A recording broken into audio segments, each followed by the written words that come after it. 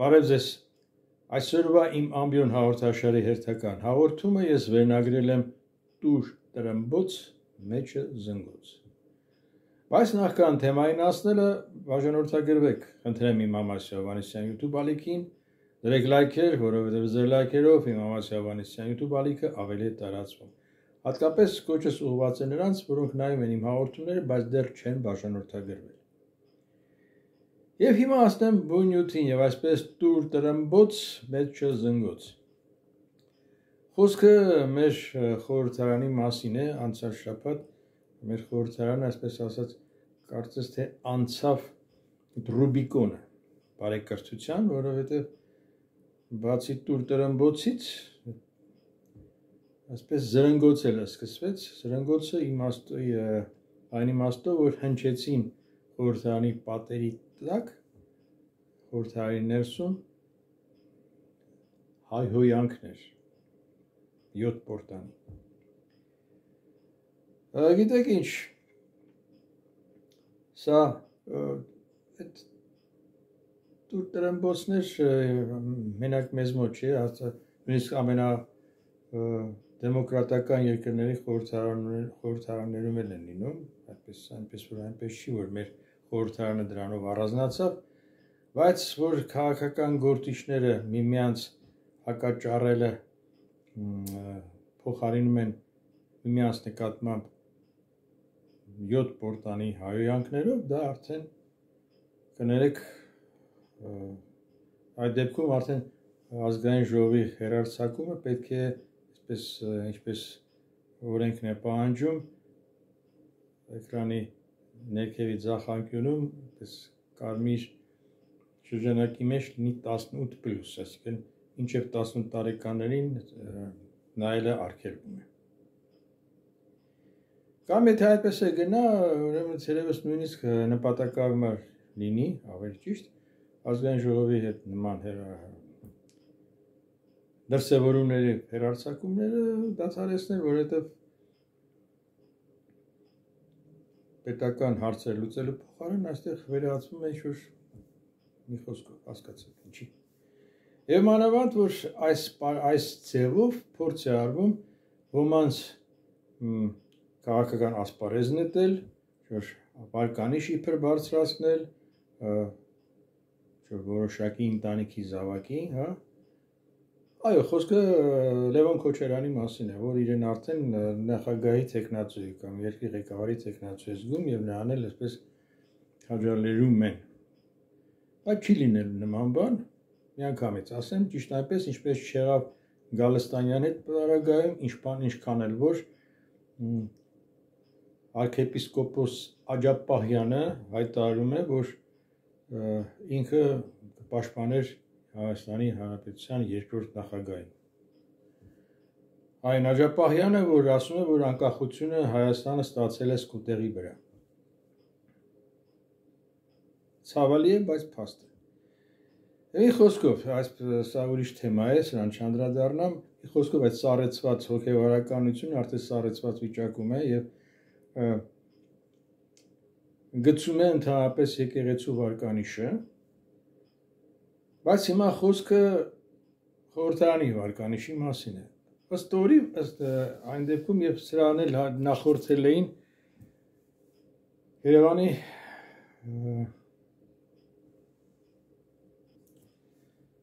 Նորքի վարչական շրջանում ադմինիստրատիվ շենքում տեղ ունեցած ծեծու ջարդը, ծեծու տրմփոցը, որ խայտարակություն է։ Հիմա մարդիկ փորձում էին աթարացնել, թե բա հայ տղամարդ եւ այլն, եթե հայհոյեն, բա ոնց պիտի չէ, այստեղ հայ տղամարդ լինել չլինելու հարցը չի, սա պետական ինստիտուտ է։ Վիրավորել են դատարան։ Ելուր մնաց հարցեր լուծել փողոցային կերպով պետական հիմնարկի ներս, պետական հիմնարկում։ Սա արդեն նոնսենս է, սրանից էլ բխում են մնացած բոլոր հետևանքները։ Եվ ահա դրանից հետո էլ պարլամենտում արդեն սկսեցին Ռուբիկոնն անցան, հայհոյախառն այսպես լեզվակռիվների։ Անշուշտ դրանով ազգային ժողովի վարկանիշը բավականին իջել է։ Բայց ցավալի է, որ ազգային ժողովի վարկանիշի մասին իր կարծիքն է հայտնում ներկայիս ազգային ժողովի փոխնախագահ Ռուբեն Ռուբինյանը, որը նշում է, որ այսպես բառացի ես մեջ եմ բերում, օբյեկտիվորեն ազգային ժողովը որպես մի մարմին ունի շատ ցածր վարկանիշ եւ միշտ է ունեցել։ Ընդ որում ցանկացած երկրի պարլամենտ, եթե իհարկե բռնատիրական երկրի պարլամենտ չի, ունենում է ցածր վարկանիշ։ Թույլ տվեք չհամաձայնել պարոն Ռուբինյան, որովհետև կարող եք հենց վերցնել ձեր իմ կողմից շատ հարգված քաղաքական գործիչ Կարապետ Ռուբինյանի օրինակը եւ նրա գործընկերների օրինակը, որոնք լինելով Հայաստանի Հանրապետության Գերագույն խորհրդի առաջին գումարման եւ Հայաստանի Հանրապետության ազգային ժողովի առաջին գումարման պատգամավորներ, իրենք կփաստեն, որ այդ ժամանակների ազգային ժողովը ունեցել է ամենաբարձր վարկանիշը, ըստ որում Կարապետ Ռուբինյանը, Ռուբեն Ռուբինյանի հայրը, եղել է Շենգավիթի շրջանի ղեկավար, այնուհետև փոխքաղաքապետ, այնուհետև նախագահի վերահսկողական ծառայության պետ, իսկ հետո էլ Հայաստանի Գերագույն խորհրդի առաջին փոխնախագահ։ Եվ այդ ժամանակներում, կրկնում եմ, Հայաստանի պարլամենտը ունեցել է ամենաբարձր վարկանիշներից, որովհետև այնտեղ ներկայացված էին հայ ժողովրդի մտավորականները, բառից բուն իմաստով գիտնականներ, մտավորականներ, քաղաքական գործիչներ եւ անձինք, որոնք անցել էին, գիտեք, չնայած բարձրագույն կրթություն ոմանք չէին ստացել, բայց իրենց բարձրագույն կրթությունը անցել էին հակասովետական պայքարի համար մղած այդ բով, որոնք եղել են քաղբանտակյաններ, որոնցից ես հատկապես կուզեի շեշտել երջանկահիշատակ Խաչիկ Սաֆարյանին։ Մի անձնավորություն, որը պատկառանք էր ներշնչում, մի խոսքը, նրա պահվածքը։ Եվ այսպեսին Կարեն Յուզբաշյանը գիտնական, նույն Կարապետ Ռուբինյանը, չեմ ուզում անհնար է բոլորին թվել, հասկանում եք, այն ժամանակվա գումարման պարլամենտը եւ հիմիկվա գնալով այս որակները ընկան։ Եվ հիմա ունենք այն պարլամենտը, որ ունենք մենք հիմա։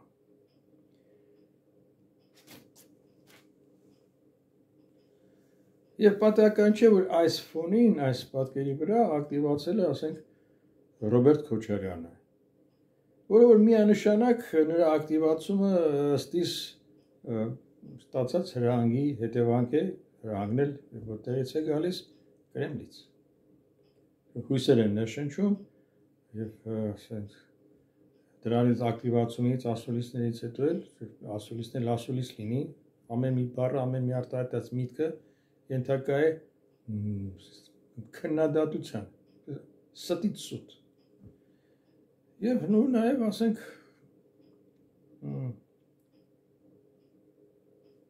այդ հրահանգավորումները Կրեմլից, որոնք որ բացահայտորեն նշանակում են, որ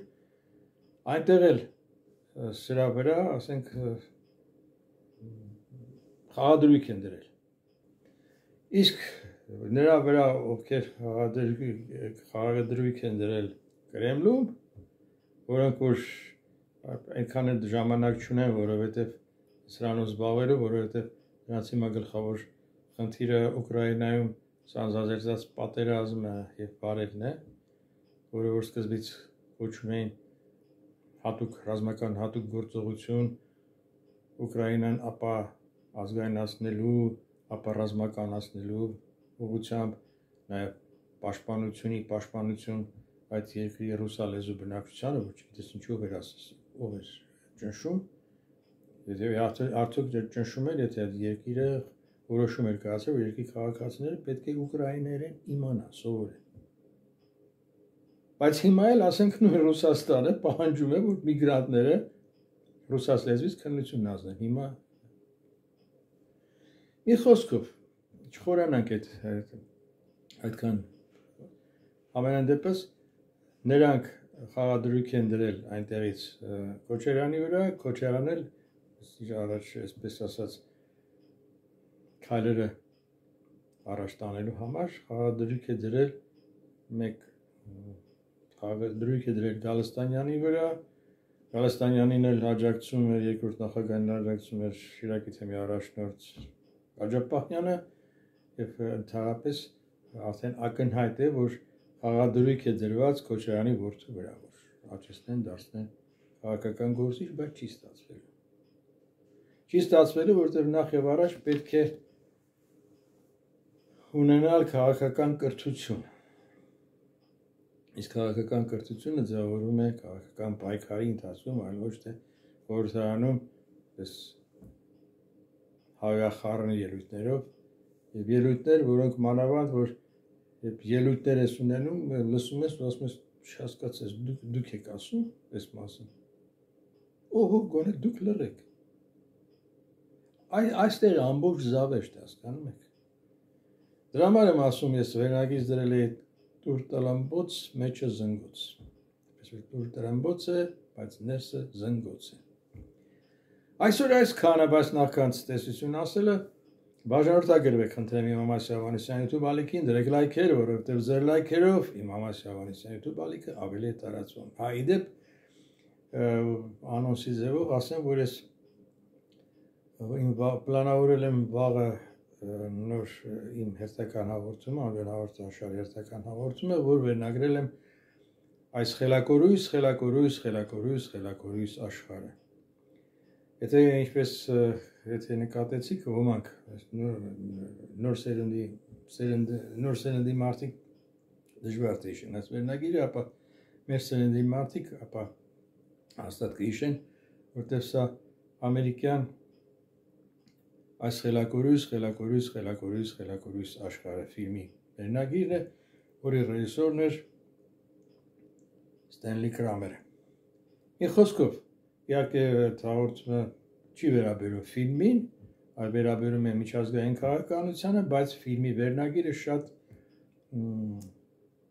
համահունչ է ներկայիս համաշխարհային քաղաքականությանը, ինչով սա որպես անոնս։ Իսկ հիմա թույլ տվեք ձեզ հրաժեշտ տալ, ասել ցտեսություն, մնաք բարով, կհանդիպենք, ցտեսություն։